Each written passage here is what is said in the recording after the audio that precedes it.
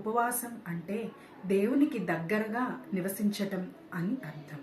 ఉపవాసం ఉన్న రోజున మితాహారాన్ని భుజిస్తూ దైవనామస్మరణ చేయటం చాలా మంచిది. ఉపవాసానికి గల నియమాల విషయానికి వస్తే ఇంద్రియ నిగ్రహాన్ని కలిగి ఉండటం, అల్పాహారాన్ని భుజించటం అనేవి ఉపవాసానికి గల నియమాలు.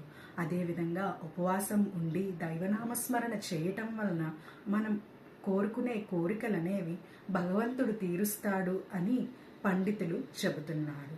అంతేకాకుండా ఉపవాసం ఉండటం వలన మన శరీరం, మనస్సు మనకి తెలియకుండానే ఒక క్రమశిక్షణకు అలవాటు పడతాయి. అదేవిధంగా ఆరోగ్యరీత్యా తగు జాగ్రత్తలు తీసుకుంటూ అల్పాహారం అనగా పండ్లు మరియు పాలు స్వీకరిస్తూ దైవనామస్మరణ చేయటం వలన తగు ఫలితాలు కలుగుతాయని ఇంట్లోని పెద్దవారు చెబుతున్నారు. ఈ విధంగా